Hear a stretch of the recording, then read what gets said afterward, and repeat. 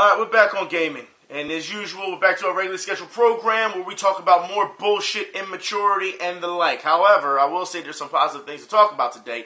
But before I get started on the positive things, as you know, we gotta go through the fire with these fucking idiots, these SJWs. First off, let me start with now, because I really want to start with this. And the word is usually, what we start with is racism. Now, usually when you hear people bring up racism, it's to accuse people left and right, alright? But that's not what we're going to do today. No.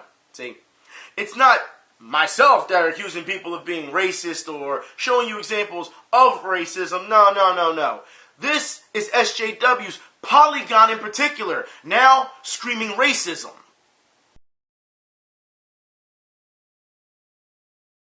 Hey, Polygon, is this where you want to go? Because, I'll put it like this. I could be upset about this, but we've seen this before, haven't we? Especially when Joystick did it. And I went off on Joystick. Well, guess what? It's the same thing, so we should be used to this by now, because it's nothing but clickbait. This is what I mean about these sites. They're just tabloids. That's what they are at this point. You cannot take them seriously. For you to sit here and say that gaming has a problem with race, I am sorry, but you know what? Every time that a game comes out or there's a new game that is an expansive world, do you know what happens? We've seen throughout the years, people who create games create new races. We've seen many nationalities, many races in games throughout history. And you're going to sit here and say it has a problem with race, huh? Gaming in general. I find that funny, because if you pick up a game and you play it and the first thing you think is, hey, there's a race problem, it's not the game that has the problem. It's you. That's what it comes down to. However, I will say this. Since you feel as though The Witcher 3 is, racist because you target The Witcher 3 in this article, and as we've seen as of late, the backlash from that has been immense. Because due to the fact that, no one is saying that, it's absolutely ridiculous for you to think that given the mythos that, is going on with The Witcher 3, that you would think that it's racist. That's absolutely ridiculous. But Polygon, once again, like I told Joystick, just like I tell the rest of these SJWs, you need to lead by example. If you want to play the race card, and I find it funny that out of all people, that those that are think that they're oppressed because you think that you're doing social justice and you're not, because these are the same people who champion others who think that us minorities in gaming, people like myself, don't exist, right? Don't exist at all. So for you to say something like that, you need to lead by example. So since you want to start calling out the race card, I guess we need to bring this back up again. We need to look at your staff, because if you want to talk about diversity in gaming, then maybe you should start by looking in the mirror. And as we know, Polygon, you won't look at yourself in the mirror, your staff won't, you won't do anything about gaming media, so it has to be everyone else but you, right? So, how about this? Since you're so hell-bent on jumping all over games, that, because there's a race problem, maybe we can help you out here. Maybe you should start with this one. You won't do that either, will you, Polygon? Because that will be like attacking one of your own. It's amazing how you want to talk about how you're such for hardcore morals and things need to be fair, and then when the truth is in your face, you tuck your tail between your legs and you run. I swear, at this point, the hypocrisy is so strong, it's so thick, you could cut it with a knife. It really is. However, I do want to talk more about hypocrisy, because after this happened, Anita Sarkeesian comes out. That's right, our good old favorite pal, Anita, because not only does she see this and takes the ball and runs with it and say, hey, this is a racist issue, but then she also tries to turn it into a sexist issue.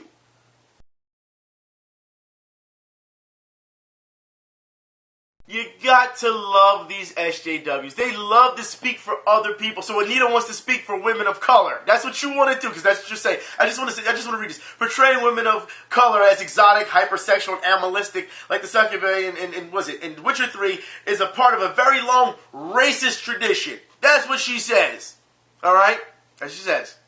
And of course, they went there. The Witcher 3 is now officially racist. Here's the problem with that, Anita, because once again, you like to lie to your audience because you don't do your facts. And then you got caught on Twitter, and yet you didn't correct yourself.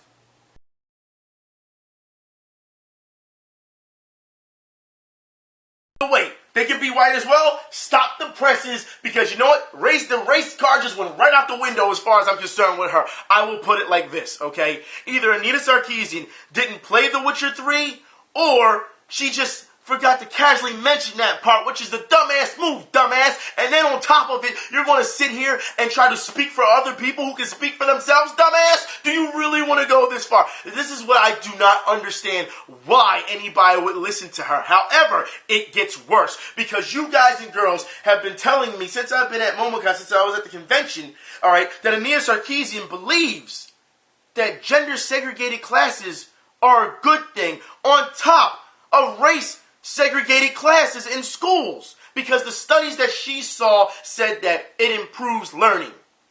Are you fucking kidding me? So you're going to tell me you are okay with this? For all those people who fought back in the day so that everybody could be in the same classroom, get the same fair treatment, fair learning, are you going to sit here and say that all of a sudden that's okay? Like I said, if this is true, this is what she really believes in.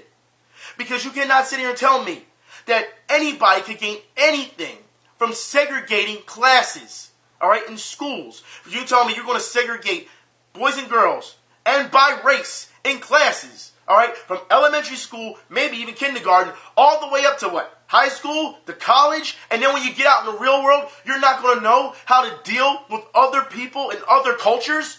That actually sets you back. You can't be this fucking stupid.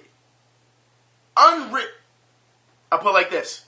Anybody, and I say anybody, who is for segregated classes for gender and race are truly the racists and truly the sexists. And yet, those people, her fans, as we've seen, will defend her to the end with that. I told you before that they were trying to do this to our gaming community. They were trying to segregate our gaming community. Now, you're seeing more of it. I don't understand how anybody would say, yeah, I want to be part of that camp. Unless you're a sexist or a racist. However, they like to throw shade on everyone and say, oh no, you're the sexist, you're the racist. And yet they come out with those type of statements. How do you not see through that? I'm just wondering. Really, I'm baffled on how people can be so blind. If you want to believe in something, at least do your research to see the truth before you decide, I'm going to believe in something. To know that you're really for it. Don't treat it as a trend and just jump on the wagon. That's ridiculous. But that's not all. Speaking of more, as they would say, ridiculousness.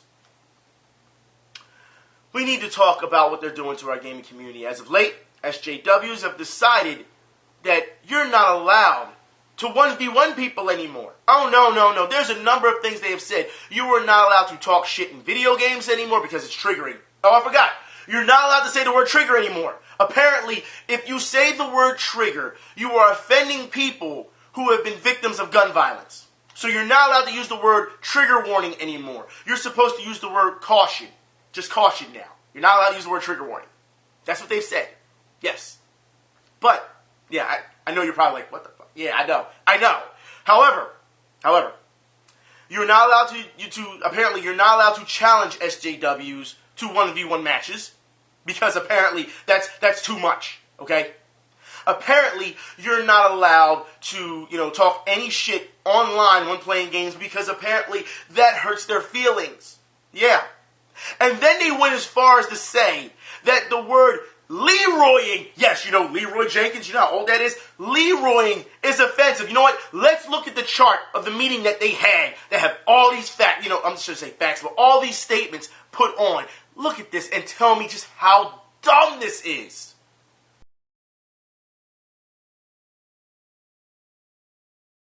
No challenges for 1v1, right? No talking shit. All this is offensive. Commenting on a gamer's skill. Offensive. If you insult, offensive. Okay? Leroying because, going out and yelling Leroy Jenkins and running out there into a crowd and getting your ass slaughtered. Offensive. Okay? Commenting on an avatar's body, because as we know, there's a lot of guys in role-playing games who dress up as women or their avatar are women. Offensive. Okay? Team killing. Offensive. Not annoying when you're playing. Offensive now. team killing. Like, this is how far they've gone. This is what they're doing to try. It's almost like watching a real-life Venom. It's like alien symbiotes trying to latch on and just control everything. Parasites. That's what they are. They're going to tell you that you're not allowed to team kill anymore. Like I said, if you want to say, look, I don't like team killing because it ruins the game and it's annoying, okay, someone will agree with you. But to say it's offensive, to challenge someone to a 1v1 is offensive? Okay, how about this? Why don't you just get good? Why don't you just play? Because you know what? Every time, and I've said this before, every time these people have an opinion about video games, what do they say? Why don't you play some video games then? You spend more time talking about the shit than you do actually playing them. Are you any good? Do you know what's going on? Apparently, if you question them on that, that's offensive. Because they want to be able to talk about this stuff without you saying, hey, look, you don't have any gamer credibility. That's what it is. And if you insult their gaming credibility, that's offensive. You know? I swear, this is... Look, you've got to be kidding me. Either step up to the plate or shut the fuck up. If you say 1v1s are offensive, then you know what? The fighting game community is fucked. It's fucked. Alright? Call of Duty, it's fucked. Like the FPS be fucked. Don't you understand any type of competitive game, Unreal Tournament, any type of... It's fucked. Because apparently challenging people is offensive. Or should I just say challenging them? They want to talk about these games. Then when you drop some truth on them, and they say, well, you're just a harasser. You say, oh, really? Well, why don't we just play a game and figure out, let's see just how good you really are, since you think you have the qualifications to talk about this type of stuff in such a horrible manner. And then they say, that's offensive. You're still harassing me. But it's funny because they can go on and harass other people while claiming other people are harassing them. And for those who don't know what I'm talking about, let's talk about one Randy Harper. For those who don't know, her and Anne Rice are not seeing eye to eye. And because of that, Randy Harper and her crew are now saying that Anne Rice, 75-year-old Anne Rice, okay, is a cyber terrorist.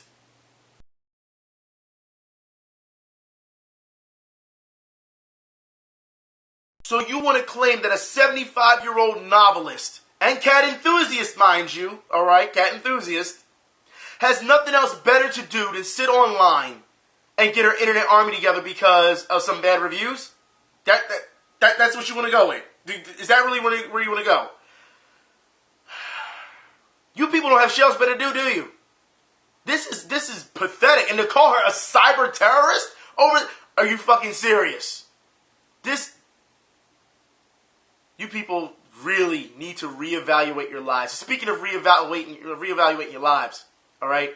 Lee Alexander, because then she has to step in, and she has to say something to Anne Rice. And I want you to read exactly what she has to say, because you know what? If you didn't think that she could be more ignorant or more immature, now she's getting ready to set the bar again.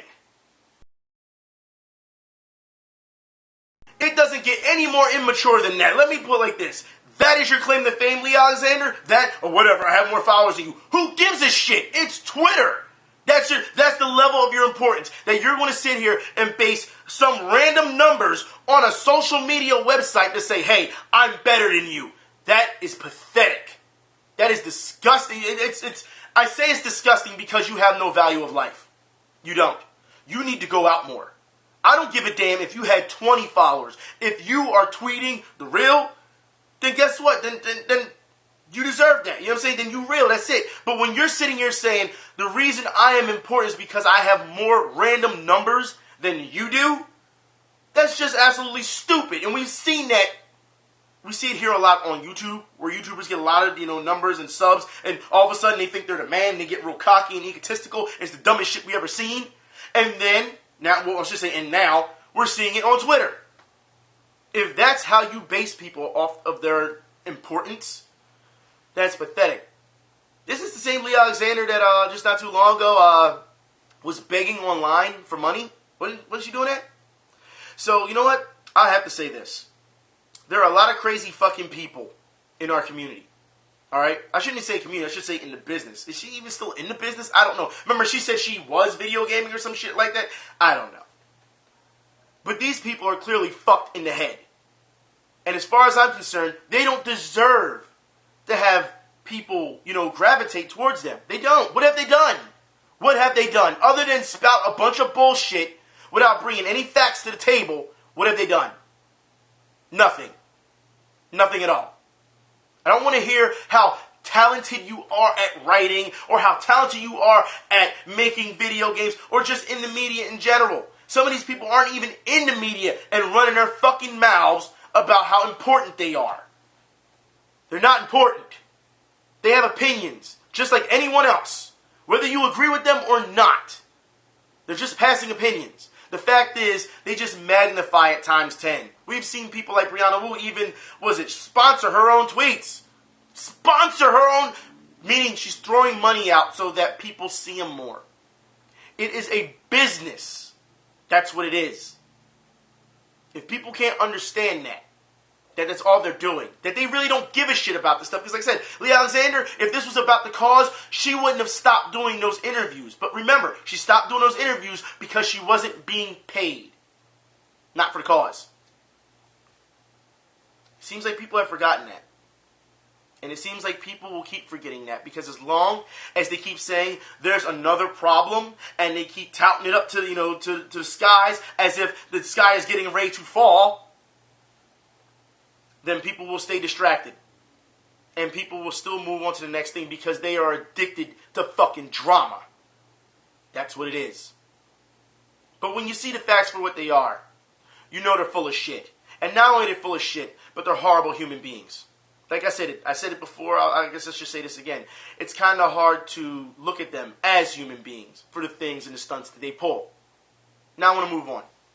And I want to talk about actual gaming. And we will be talking about human beings in a minute, again. But let's give you some news first, okay? I want to talk about Mother 3. That's right, for those who don't know, Smash. Mother 3 hero Lucas will be added to Smash. That's right, on June 14th. And he will cost $4 for that DLC. I think it's a bit much. I mean, $4 for one character. But then again, a lot of people say, no, it's the right price and things of that nature. When you compare it to other DLC, other people saying it's cheap. Other people are saying, no, that is way too much. It really is up to you. I would like to hear your discussions about that in the in the comments. You know what I mean? However, I want to move on. We got to talk about more fighting. Dengeki Bunko, Fighting Climax sequel adds heavy object characters. Now, look, I want to talk about this for a minute, all right? First off, let me say that Fighting Climax is a very, very underrated game. It is. A lot of people name it the waifu fighter. However, it's a very underrated game. And what drew me to it when I first saw it was the fact that I found out that Boogie Pop from Boogie Pop Phantom was in the game. And I thought to myself, I'm a big fan of Boogie Pop Phantom. I want to play this game. I want to use Boogie Pop. And then I found out that Boogie Pop was only an assist character. I was pretty upset about that. I really was. However, the game it's a really great game. I just don't understand why they keep coming out, and this is another thing, like I said, they keep coming out with these fighting games so fast. So fast. And it's like, you can't keep up. Relax. Let the game breathe. And yet, it seems like we're not going to see that. They're just going to keep pumping them out and pumping them out. As long as people keep buying them, that's what they're going to do. And you know what? That pushes me away from games like that. We've seen this. I mean, look, I understand that when you look at the numbers, people are going to say, hey, Street Fighter does it all the time. Street Fighter fans are going to run and get it. And they think, well, we have our dedicated fan base. Fans are going to be stupid enough to go run and get it. I'm sorry, but I'm not going to bite. I'm not. As soon as I buy, one version, it's already vanilla, and then you move on to the next version. Now, I'm not going to keep doing that just to keep up. That's ridiculous. It is. Also, I want to talk about this as well. More things that are moving on. Guilty Gear Revelator location test footage of, Jacko and Johnny are in action. If you are interested in that, the link is in the info bar so that you can actually see those videos, okay? Also, I need to talk about Arc Revolution Cup 2015. For those who don't know, Arc System Works. They're going to have Guilty Gear there, Persona Arena, Ultimax, Superplex Hold, whatever, and Blaze Blue. However, there's no Under Night and Birth. Why? Why? Hold on. Bear with me on this, okay? I have to say this. If you come out with a game, and you spent the time and the money producing this game, and you want it to get popular, so you bring more fans, okay? Because it's a very underrated game. Under Night and Birth is an excellent game. It is, all right? And you want to have more fans. Why are you not promoting it? Why would you not put that in the I don't understand why you wouldn't put that in the tournament. I don't understand. That makes no sense. None of it. If you want the game, and we've seen this time and time again with companies, if you want your game, because, they love to say, oh, well, it's not selling well, the fan base isn't, buying into it, because you're not putting enough to advertise it. If you want it to sell, you have to put it out there. And I'm not just saying the product, you got to make it known. You should know by now with consumers. You have to hit them over the damn head with it. In order for them to say, hey, this looks good. You have to.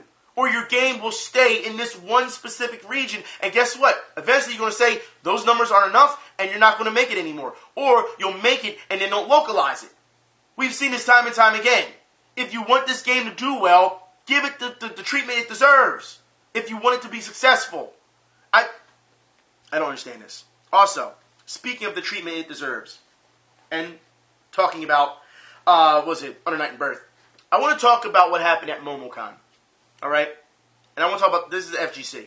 I want to say this because the level of disrespect that was there is absolutely fucking ridiculous. Now, I put it like this. Before I get started on that, I want to say, most of the fighting game community, when you were at MomoCon, you were amazing. You were nothing but warm, nothing but friendly. It was just amazing. It almost felt like I was back in the arcades at the convention. 99.9% of the people there in the fighting game community were so friendly. It didn't matter in tournaments. We were talking, we were joking, we were laughing. It didn't matter. It was great.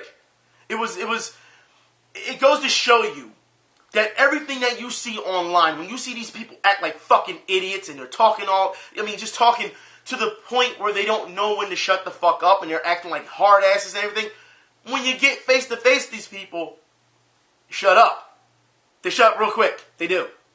Not only that, there's a lot of people who are just like, hey man, I'm just glad to be here.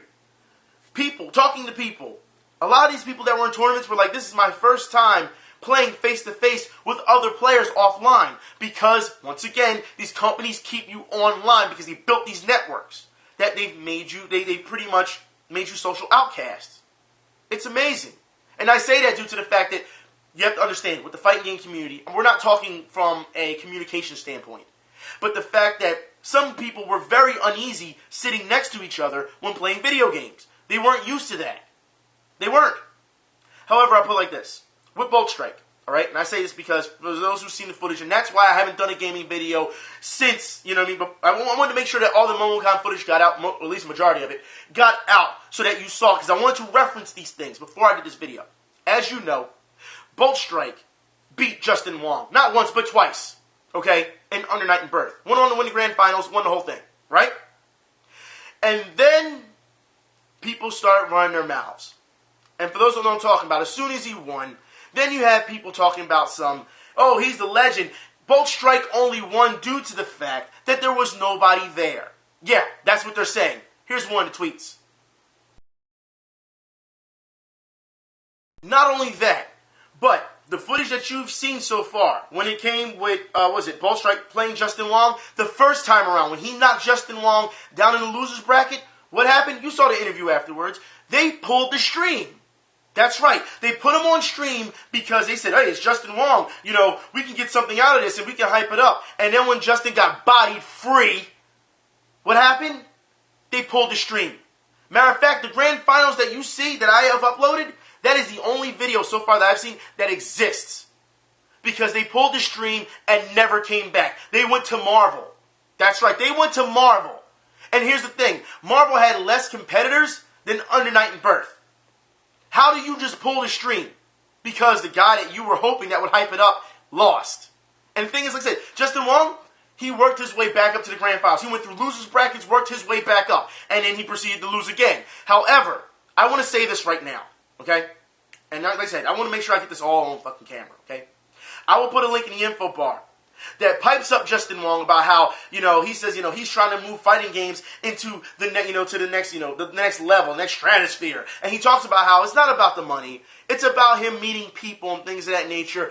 Bullshit.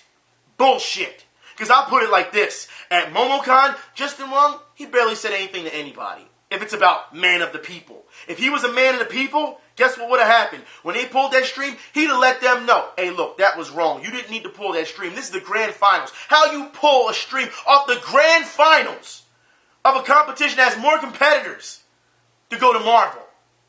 Or should we start talking about that Capcom money? But then again, if I say that, then people are going to say it's a conspiracy, right? Maybe they're just playing favorites. And if they're playing favorites, then that's a problem as well. However, I want to talk this as well. Because for those who don't know what happened, and Bolt, like I said, Bolt will co-sign me on this, okay? Because the conversation happened between him and Justin Wong, okay? After the tournament for Under Night and Birth, we went to we went to this kickoff party or whatever for MomoCon. It was at a bar, right? It's at a bar. So we're there. Me, Bolt, Prion, a bunch of us, getting the drinks in. We're trying to party because the party is absolute ass, but we're trying to make the best of it, okay? You got Justin Wong sitting in the corner, all right? With Noel Brown and, I forgot, was it K-Rad or something like that, I think it was. It was just sitting in the corner. And we sitting chilling. And I turned to Bolt and I'm like, yo, they staying kind of hard over here. And Bolt's like, don't even sweat that shit. Had his drink, homie. Had his drink. We gonna do it up. You know what I mean? Noel Brown comes over and grabs Bolt and says, hey, man, can we talk to you for a minute? Okay? And then he goes over and says, did you kick Justin Wong's ass at Under Night and Birth? And Bolt replied, yeah. That's simple. Yeah. And he all started laughing over there. And then Justin Wong says, well, why don't you play me in Street Fighter? Why don't we play right now in Street Fighter? Who the fuck challenges somebody to Street Fighter when we in the bar partying? Who? Now look, the bar, they had some video games set up. They had Street Fighter set up. Bolt turned around and said, I don't really play Capcom games like that. And when he said that, I wish you saw their faces. It was like their heart stopped, their mouths had dropped. It was like they insulted their God. It was amazing. Amazing. But what I'm trying to get at here is that some people just don't know when to turn it off. Seriously, if we're at the bar and we're partying, don't come to me with some Street Fighter shit. Like, seriously, that is the dumbest shit you could do. Or anyone for that matter. Don't come to them with that shit. That is the dumb... I also still want to talk about this because, like I said, the level of disrespect, because Bolt won, because, of course, there was no names there, and, he got lucky, and Justin Wong was just rusty. These are the excuses that we've been hearing. For a fighting game community, when people are on the rise, you're supposed to get behind them and say, hey, we got a new champion, give him his credit. Instead, you make a bunch of fucking excuses on why he won, instead of giving him the credit he deserves. That's ridiculous. Black Prion won his Injustice tournament against Noel Brown. Got no credit. No credit. Mind you, he was the returning champion from last year. So he was the defending champion. No credit. Gotta be kidding me. I don't understand this. And for those who don't know, I lost to Skullgirls, was it, in the first round. I told y'all on Twitter, I told y'all I was not prepared for the tournament, but I went to the tournament anyway. You know what I mean? Still went to the tournament, won a couple of fights. I won one fight. I lost 2 fights. It was double elimination. Justin Wong actually won that one. I didn't get a chance to face him. But everyone was using doubles. You know what I mean? Like I said, I was not prepared for that because, as you know, in the gameplays that I've used, I've only done singles. So I was not prepared. But yet, I still gave it, good old college try. It was fine. I didn't bitch about it. However, I did come back, and I broke Justin Wong's streak, and y'all saw on Twitter, all right? Bolt took a little bit of footage with his cell phone, all right? I broke his 100-game win streak straight. I won 128-0 on Street Fighter. That's right. Old school, standing up. Standing up. Next to next to people. What y'all told me is that he did it in 3 days. I did it in 2. That's right. Standing for hours and playing anybody who came towards me. Anybody. Like the old days. Anybody can get it. And when I did that, you know what happened? People was like, so what? So what? Yeah. The level of disrespect. Because like I said, I don't see anyone else trying that. But the level of disrespect. We have seen this time and time again. And I don't understand why anybody, because, we do have to hear, but it was old school Street Fighter. I don't give a fuck what it was. Okay? I don't see anybody standing up. Well, you were playing randoms. And? It's face to face. I don't pick my fucking competition. That's how it was back in the day. Not sitting down, typing, playing on your little gamepad, sitting down. No. I told y'all before, we've had this talk before about people sitting down and people not staying up anymore. So can you imagine for hours and hours for 2 days straight, standing up and taking on all oncomers? All of them? Like I said, and posting pictures on Twitter time and time again to show you this is the record, this is the score, so you see the proof. And yet I was treated like it didn't fucking matter. Didn't fucking matter. I'm not saying I'm the best at all. Alright? Not saying that. But when someone does something like that, you give them their fucking credit. Don't give me the old bullshit. Same thing with Prion. When he wins his fight for Injustice, give him his fucking credit. When Bolt goes through Justin Wong twice and he beats it with no problem, give him his fucking credit. I am so sick of this favoritism bullshit because I guarantee you, okay, if Justin Wong would have went on that tear again and went to that record, they'd have had cameras, they had, oh my God, you'd have kissed his ass. Matter of fact, let's get something straight here. Alright? There was a woman, or should I say a girl? I'm not going to say a woman because a woman has more self-respect for herself. There was a little fucking girl who was such a fan of Justin Wong that she got on her fucking knees and kissed his hand. Yeah. No type of self-respect whatsoever. No type of integrity. I'll be damned if I get on my knees and kiss anyone's fucking hand over some fucking video game. I don't care how much of a fan you are. You don't do no shit like that. And I guarantee you, because afterwards we saw him walking around, MomoCon with her a couple times. I guarantee you he smothered her the fuck out too. And I say that due to the fact that you have to understand, if someone is willing to go that far already, off of already knowing them, getting on their knees and kissing your hand, I'm sure that's a walk in the park. The fighting game community has a lot of growing up to do when it comes to playing favorites. It needs to stop. And that goes from fans all the way up to streamers and tournament organizers. When people start making a name for themselves, or they don't have to make a name for themselves, they're proving that they're worth being there, that they deserve to win. And you still shit on them? That's fucking ridiculous. Matter of fact, there's been even more problems with the FGC. That's right. For those who don't know, for those who don't know, not too long ago, I believe yesterday, Bolt did a video about it yesterday. It really upsetted him. I will put the link in the info bar so you can see this. This one guy was going off in fighting games and sending messages to women in fighting games, degrading them simply because they were women. That's right. And it was absolutely ridiculous. And when he confronted him, because he was cool with Bolt until he saw the proof, until Bolt saw the proof and Bolt confronted him, and then he was just like, I don't care about this community. It's shit anyway. It's only the internet. I wouldn't say this to anyone's face. That's the problem. We got a lot of fucking cowards who make our community look bad. A lot of them. And as far as I'm concerned, that is something that is horrible. Because like I said, when I was there face to face, nobody had any problems. Even people who talk shit wouldn't even say anything. You get face to face, they do one of these. Yeah, they just look at the ground like, yeah. They ain't gonna say shit. All the tough guy shit went out the window. Like I said, it's amazing. Like I said, majority of the fighting game community at MomoCon was so great. And I want to thank them for that. Because it goes to show you that that's not what the fighting game community is about. But when you have these dumbasses online, they give us a bad rap. And that's a shame. It really is. And as Bolt said in his video yesterday, why aren't the bigger guys coming out and talking about this? The guys that have millions of views and subscribers that are in the fighting game community, and they're loved and praised, and people get on their knees and kiss their fucking hands. Where are you? You're nowhere ever to be found when serious shit actually happens. Now, you're only worried about your fucking selves, but you don't call yourselves ambassadors. Get the fuck out of my face, this old bullshit. I swear to God, I'm so tired of fucking frauds. I just am. Let's move on. My God. Pad players. Let's talk about Tekken 7. For those who don't know, you pad players, Tekken 7 going to EVO. Players are forced to use the Dualshock 4 controllers at EVO. You will not be able to use the Dualshock 2 or 3 with the converter. No, they're going to make you use the Dualshock 4. So, just letting you know, it's a heads up. Okay? Also, Capcom changes qualifying rules for Capcom Cup. If you are interested, I will put the link in the info bar. Also, Capcom enlists prominent Square Enix designer from Monster Hunter 4's DLC. Let me talk about this right now, okay?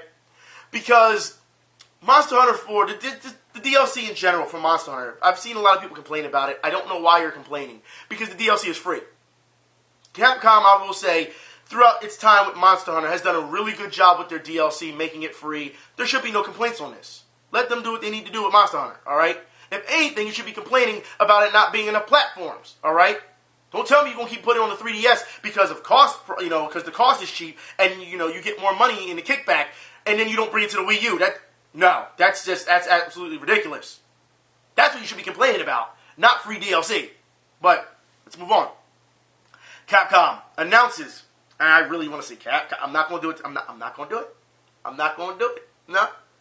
Capcom announces Megaman Legacy Collection and reveals E3 lineup. Look, the Legacy Collection is short. It is. Anyone who's falling for this, there's something wrong with you. Easily, you could go and emulate it or go find the originals for this. I mean, seriously, they don't give you enough. I personally don't believe this. And the thing is, it's for the PS4 and Xbox One, all these things, but it's not for the Wii U. So once again, Capcom is screwing Nintendo.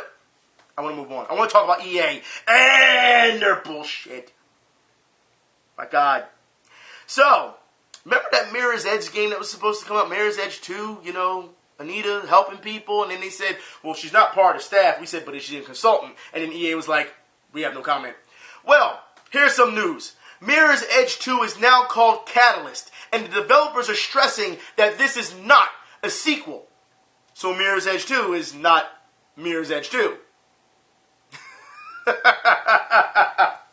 Oh, EA, let's move on. Star Wars Battlefront to have limited customizing.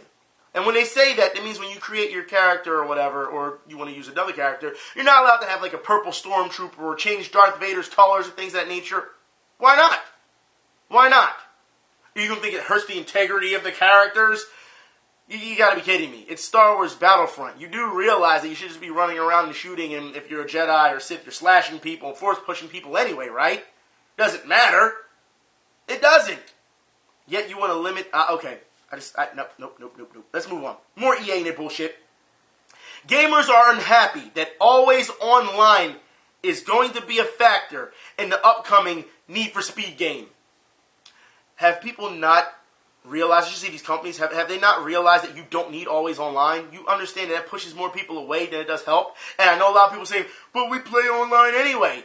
Once again, because they put you on their network. Should we talk about Origins? Should we go back to the history of Origins? Should we? No, we're not going to do that. You already know that. I will put it like this. You have to be kidding me, EA, that you think that this is okay. It's bad enough that the Need for Speed games that you've been coming out with as of late, a lot of people did not like. And you were trying to jump into a lot of story. You even came out with a bad movie for it. And you know what? Wasn't working. You had to go and result back to the Most Wanted style where the cops were chasing you. If you look back on what EA has done with Need for Speed, it got to a point where Most Wanted, as we knew, for the, I believe was it PlayStation 1? PlayStation 2? Please, PlayStation 1. That's what was exciting. And then as they went along, they did Underground and things of that nature, and it got away from the chases. And then they was like, well, we got to do something. Well, let's bring back the chases then. Now they're bringing you back the chases, but now they're thinking that because they think that the games are selling so well, which they could be selling more, EA, that they can hit you with always online. Sad. Also, in more EA news, Titanfall 2. Remember what happened with Titanfall 1? Okay, Titanfall 2 release date will be not this year, or so they're saying, and they're hinting to maybe 2017, just to let you know. Now, I do want to move on to more bad news. Sega announces Sonic Boom Fire and Ice. Sega, did you not learn from the previous Sonic Boom? Did you not? Okay. And people are saying, obviously you didn't learn. Even though this game doesn't look as bad as the previous one, it also doesn't look that good either. Sega, you will never learn. Also, people who will never learn. NBA 2K fans. They still won't learn. For those who don't know what's going on, NBA 2K16's story will be written and directed by Spike Lee. When will 2K fans learn that this shit does not matter? When will you learn? They still are giving you the same tattoos in the game from 2005 and barely updating them. Do you understand what's going on here, 2K fans? You have been duped into, in the previous couple years, you have been duped into superstar packaging. And we're not just talking about putting guys on the cover like LeBron or Jordan or Kevin Durant. No. You had to hear, well, LeBron James okayed the soundtrack. Pharrell okayed the soundtrack. Jay-Z, he okayed the soundtrack. Now you got Spike Lee writing and directing a story mode that 9 times out of 10 you won't even be using due to the fact that you just want to play online on their shitty servers, which we had saw before where they admitted they were still using their servers from 2K5 and they're still trying to update. But keep supporting them. Please, keep supporting them. Unreal. Anyways, I want to move on about support. I want to talk about Fallout 4. That's right, I know a lot of people are very happy that we're seeing Fallout 4, but there's some bad news amongst people who have the PS3 and 360. This game will not be coming out for the 360 or PS3 because the developers say that graphically, just mechanically, it just can't happen. It can't happen. That's what they're telling you. So if you want Fallout 4, and I see a lot of people are very happy about Fallout 4, you're going to have to upgrade your system if you haven't already. Just to let you know, okay? Also in more news, PT, let's talk about this. PT, Allison Road, not Konami. PT, Allison Road hits Steam Greenlight. So, for anyone who was looking forward to Silent Hill, alright, give this a go. It's on Steam Greenlight. I'm sure it's not going I don't really think it's going to, to disappoint. I haven't seen any bad reviews on it just yet. But Steam Greenlight, hey, by all means, go ahead, go at it. See what see if you like it. Also, I want to talk about this. This is actually some good news. The first Gaming Hall of Fame class includes Pong, Tetris, Mario, Pac-Man, Doom, and World of Warcraft. Now, while I can say, why the hell did World of Warcraft get in before other games? Because, other games on the list were like the original Sonic and Legend of Zelda. I understand that World of Warcraft is very popular, and it makes a lot of money. But given the rest of the group that World of Warcraft is in, I wouldn't have put that in on the first ballot. No, not me. That's just my opinion. You know what I mean? But I do want to say congratulations to all that made it into the Hall of Fame. I want to say that. Congratulations. Also, speaking of World of Warcraft, I want to talk about Blizzard. Because for those who don't know, Blizzard puts over 100,000 cheaters on ice in an epic mass World of Warcraft banning. That's right. Now, you know what? I think that's a bit much. I'm going to say, oh, you cheated, ban. I will put it like this. For those who have not seen what's been going on lately, with The Witcher 3, all right, they went about it a different way. Because now, if you try to kill cows for cash, guess what? Monsters are coming after you. This is the way it's done to handle people who want to take a shortcut.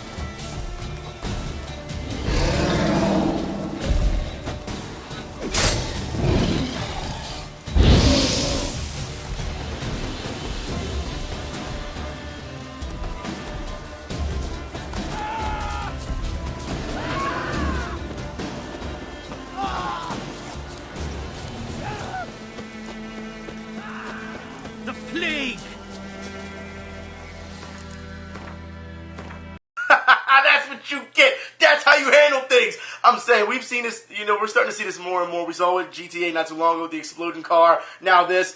Like I said, developers really need to come out with witty ways. It makes things so much better and try to curb cheating. I think that's amazing. I love that. Also, I want to move on. I want to talk about Konami. Yep, we're back on this trying to silence people thing again. Konami. Alright? Konami tried to cover up the Kojima breakup, and then Google steps in. The article talks about how, they were false flagging videos. That's right. So Konami were behind this. Also, there's talk that Metal Gear Solid 5 to have microtransactions. Tell me this is so. And then the company says, their excuse, well, it's optional. It's optional. It shouldn't be there to begin with. It's Metal Gear. You don't need microtransactions. All right. You know what? Let's just move on. In more news, Konami just keeps making just worse. Just when you think it can't get worse, Konami, just keep... Alright, whatever. DC Comics Infinite Crisis MOBA is shutting down. Alright, just to let you know that. Also, Dota 2 breaks esports prize with 11.5 million crowdfunded pot. You know, we've talked about this before. And while the numbers are staggering, I can't only imagine if gamers would do that and then take it to charity. I don't know. I don't know. I just, to me still, it's, like I said, esports is just its own entity right now, but to see the numbers that it's pulling, it's like you can't deny the power that it has. You can't. I may disagree with esports, and a number of people disagree with esports, but the numbers that they're pulling in, because out of all games, like Dota, like I'm in League of Legends and things of that nature, like I'm shocked at other games, you know what I mean? Like I'm still trying to get over the fact that StarCraft was so big, you know what I mean? And then this, whatever. Anyways, in more news, for those who don't know, Dark Souls 3 is coming. And there's an article, taking a closer look at the Dark Souls 3 leak. So if you're interested in Dark Souls 3, by all means, I'll put the link in the info bar. Also, this is the serious part I want to talk about. I want to talk about, can video games will help solve public health problems? And we're talking about cancer. That's right, the big C. And I want to talk about this due to the fact that the article talks about how children who have cancer, who are playing these games that help fight cancer, it's actually helping their health. That's right. And for those who don't know what I'm talking about, Remission 2. If you haven't seen what Remission 2 has done with gamers of cancer, because they actually talked to gamers and children with cancer before making this game. They wanted to do research and get the personal stories so they knew exactly how to go about it. If you haven't seen it, let's take a look at that real quick.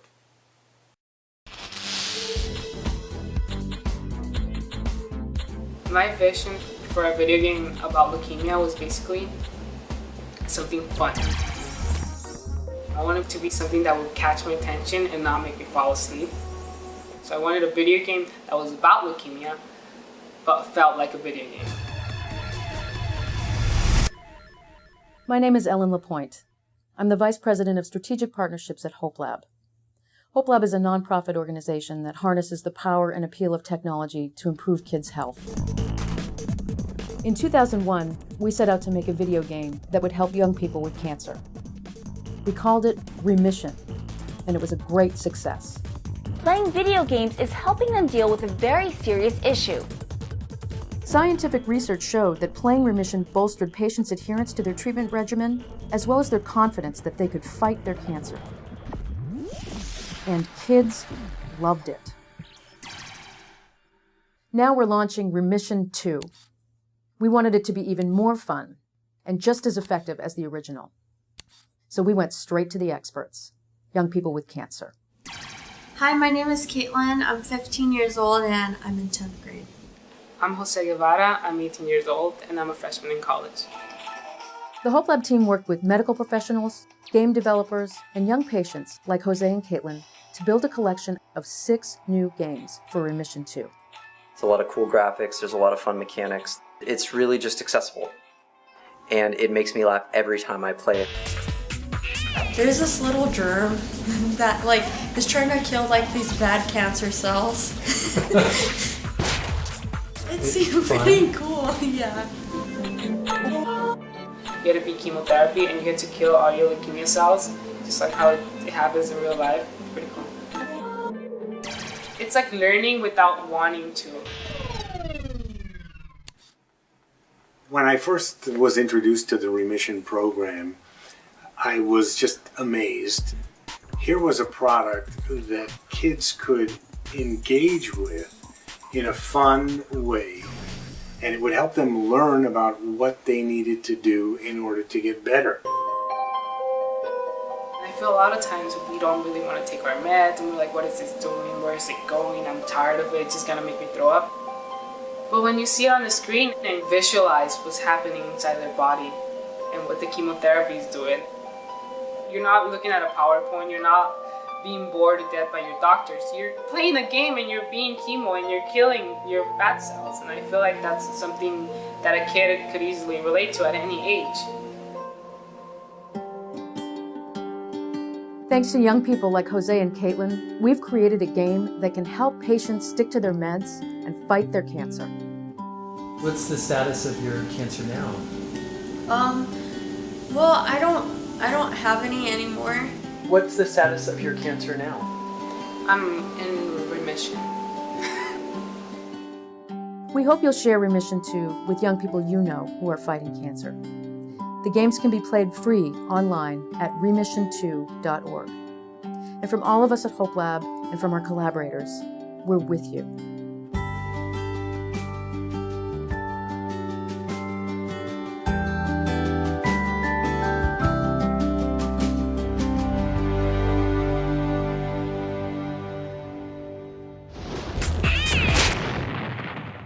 Once again, another example of positive gaming. It goes to show you that for every damn time they keep saying, well, games are racist, and you're misogynist, and you're sexist, and blah, blah, blah, blah, blah, videos like that pop up and shut them the fuck up. Every time.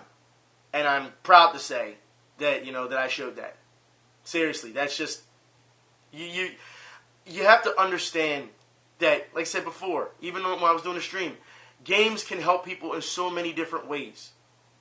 And for all you hear about gamers from outsiders is that we're social outcasts or rejects or blah, blah, whatever. It goes to show you that as technology goes along, games will move forward as well and evolve and help. We've seen it so many times. Hell, like I said, the original Kinect is still in hospitals helping doctors with surgeries. I've shown that video before. The technology and games that we have, once they set their sights, do help people. Whether it's physically, whether it's emotionally, mentally, whatever. It helps. We're seeing it. There's no denying it. But yet, these stories, once again, still don't make it to the desk of big news outlets. I don't get it.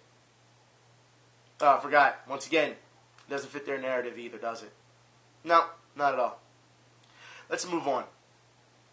Using gaming to learn anatomy. Anatomy Ninja Lower Limb. It actually helps kids and people who are playing actually know the body by playing. It actually helps educate, once again. Also, Valve is beginning to offer refunds for all Steam games. I need to talk about this. This is the last part I'm going to talk about. Because of the fact that we've seen such a backlash from developers, and they're so upset that you can get your refund for games, I believe it was, 2 months in, and we're starting to see some people actually abuse the system, which can be cleaned up. However, I think that this is a great idea by Valve, because, like I said before, when I had that issue with Final Fight years ago, if I'd have known that it was always online, I wouldn't have bought it, because remember, Capcom didn't tell anybody. Then he came out later and was like, oh yeah, by the way, there's online, after people bought it. Oh yeah, by the way, there's always online. We're sorry we didn't tell you, but we're not going to give you your money back if you wanted it. And then I had to go through the Better Business Bureau and things of that nature. Like, this is a great idea. I think that consumers, when it comes to digital media, you should have this power. It is your money. You work hard for your money, unless you're some kid bumping money off of, mommy and daddy. You work hard for your money so that, if it's something that you're not satisfied with or they don't inform you with something, then you can get your money back. That's how it should be. Should. And yet we're seeing all these people get upset. Now, I understand that indie devs, when they lose that money, because they're not like big time, companies and things of that nature. But look, if you mess up, you got to bite the bullet too. You have to. Consumers deserve more for their money. They do. Especially in these days and ages. And for people who think that, you shouldn't get a refund, oh, by the way, we've seen with certain retail stores now, you can't even get a refund. They'll just give you store credit, or you can get a different game. They don't want to give you your money back. But you want your money back. Because you can go spend it on something else. You don't have to buy another game or get another game. What if there's not a game that you're interested in right now? Well, maybe you can move it over to a pre-order for a later date. No. If I want my money, if I say I want my money, I want it now. That's it. No ifs, ands, or buts. Don't try and sway me somewhere else. If I want my money, that's it. I think Steam is doing a good deal here. Maybe some things need to be ironed out. I agree, it needs to be, because people shouldn't be abusing the system. But I think it's a great idea, and I think that other companies need to get on board with it. Hell, like I said, if I'd have known a long time ago, I'd have got my money back. It's amazing. You know what I mean? That people are actually against this. You shouldn't be against it. You get a chance to get your money back if you don't like said product. Or if, you know, you bought the game, it's like, wait a minute, I really don't have time to buy this. You know what I mean? Like, it gives you a number of options as a consumer to get your money back. It's not, let me see if I can beat the game real fast. Okay, I'm done with it. Now I want my money back. That is abusing the system. I am not for that. At all. Okay? But if there's something that's clearly wrong with the game, you know what I mean? And I know some people are saying, well, if you don't have time for it, you shouldn't have bought it. As you know, gamers have backlogs through here to hell. You know that. So don't even try to play me with that shit. Okay?